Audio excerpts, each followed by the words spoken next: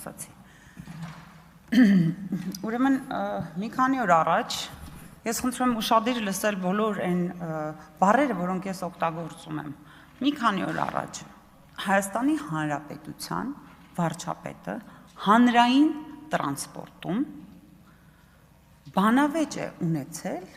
քաղաքացու հետ։ Գուցե էմոցիոնալ, չեմ մտնում այդ դաշտ, էմոցիոնալ ա եղել, էմոցիոնալ չի եղել եւ այլն։ Այո, գուցե էմոցիոնալ։ Եվ դրանից հետո մի աղմուկ աղաղակ է բարձրանում, մարդիկ իրենց կարծիքներն են տարբեր շրջանակներ հայտնում եւ մասնավորապես մեր խորհրդարանական ընդդիմության երկու պատգամավոր Տիկին Գրիգորյանը եւ Տիկին Խամոյանը, ափսոս այստեղ չեն, ես կուզենայի նրանց այստեղ տեսնել, նստած, ներողություն, Տիկին Գրիգորյանն այստեղ է, նստած քննարկում են Ռոբերտ Քոչարյանի հետ այս հարցը, որտեղ Ռոբերտ Քոչարյանը իր կարծիքն է հայտնում, ասելով, որ այդ մարդը չունի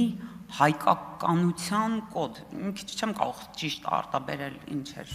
երևի նկատի ուներ հայկական երևի դաստիարակության, շնորհակալություն պարոն Մինասյան, ես այս նույն հարցը, ինչ քիչ առաջ պարոն Ավետիսյանին տվեցի,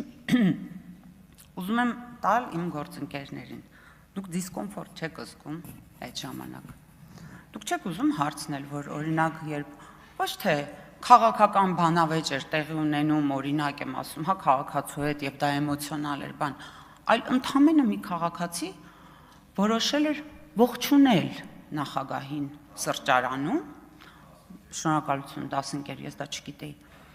ողջունել եւ այն էլ ուղղակի մի քիչ ավելի կենցաղավարի, ասելով պրիվետ Ռոբ, գուցե դա ասվել էր, որպեսզի ավելի հասկանալի լիներ, որ դա ողջույն է, ես չգիտեմ ինչ էր այդպես բայց այդ մարդը այլևս կյանքից զրկված է եւ ես ուզում եմ հասկանալ դուք դիսկոմֆորտ չեք զգում երբ քննարկում եք մարդու իրավունքների հետ կապված որևէ հարց եւ հարց չեք տալիս ես գիտեմ որ դուք ձեր վերլուծական միտքը վստահ եմ պետք է որ թույլ տա այդ հարցերը ձեր մեջ ծագելու բայց թույլ չի տալիս Եվ ավելին ասեմ, Ռոբերտ Քոչարյանի որդին հայտարարում է, որ ինքը մենք ձեզ հետ ենք, թե ինչ էսպիսի մի բաներ, ում հետ եք, այդ որ այդ մարդը գնաց սրճարանում ու չվերադարձավ, սրճարանում զուգարան գնաց ու չվերադարձավ, այդ ժամանակ ում հետ էիք դուք, թե ձեզ ողջունել չի կարելի, իմանանք ուղղակի, ես ուզում եմ հասկանալ էլի, ինչի դուք այս հարցերը չեք բարձրաձայնում, Ինչի չեք հարցնում մի անգամ, լավ, հանրային չեն հենց։ Կարող է քաղաքական աբյուզի եք ենթարկվում եւ չեք կարողանում ուղղակի խոսքի մակարդակում դա բերել, սենց արեք, ժողովուրդ։ Կօգնենք։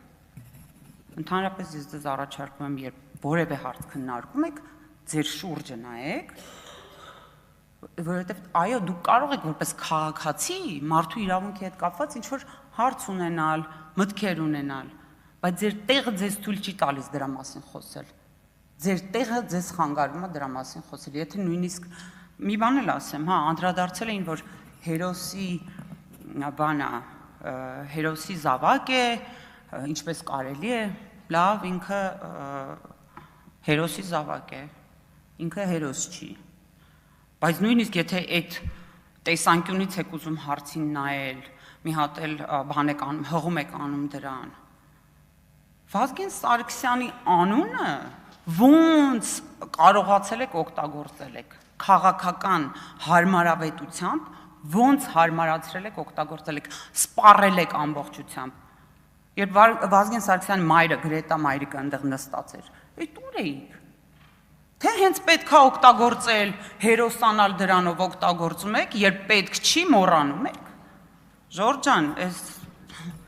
ես ինչի եմ ելույթս նվիրել 2008 թվականի ծնվածներին, որովհետև սրանք բաներ են, որոնք մեր բռնագանձման շրջանակներում պաշտոնյային երբեմն իր հետ կապել չունի։ Այո, պարոն Մինասյան, Երբեմն ուղիղ իր հետ կապ չունի։ Ինչի այն ժամանակ այդքան այդ հարցերում անֆայն չէին։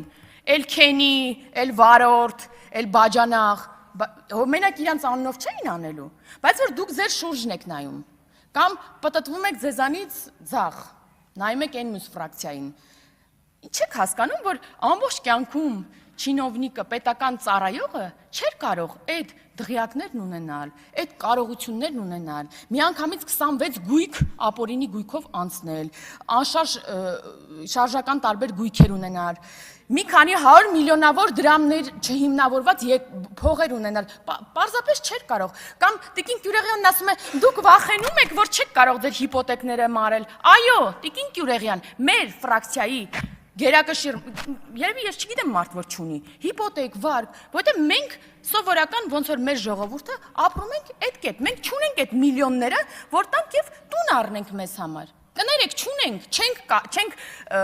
մեր հայրերը չեն գողացել, մենք չենք գողանում եւ չենք գողանալու։ Կամած կփակենք, ունենանք արդար քրտինքով մեր տունն էլ, մեր մեքենան էլ եւ որևէ մեկը չի անիծի մեր երեխաներին։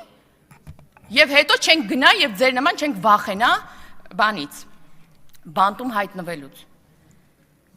Մեզ ամենաշատը մեր քաղաքացիները մեղադրում են ամենաշատը նրանում, որ դուք միջև հիմա հնարավորություն ունեք, ոչ միայն դուք, նախկին իշխանության տարբեր նաեւ ներկայացուցիչ, միջև հիմա հնարավորություն ունեք, ասում են, ձեր թուլությունն է, որ միջև հիմա նրանք հնարավորություն են խոսալու, հնարավորություն են առաջադրվելու։ Մենք իհարկե ես ներողություն եմ խնդրում տեմպերի համար, սիրելի հայրենակիցներ, բայց պետք է հասկանալ, որ մենք եկել ենք իշխանության ու մարմիններ ենք ստեղծել հակակոռուպցիոն։ Մենք եկել ենք դատարան ենք ստեղծել իրացիաներով, օրենք ենք ընդունել ապօրինի գույքի բռնագանձման մասին, որը այս մարդիկ գնացել բողոքարկել են սահմանադրական դատարան։ Այն մարդիկ, որոնք պետք է անցնեն այդ օրենքով եւ անցնում են։ Ու 1 տարի առաջ է սահմանադրական դատարանը վճիռը հրապարակել, որ հակասահմանադրական չէ այդ օրենքը։ Դրա համար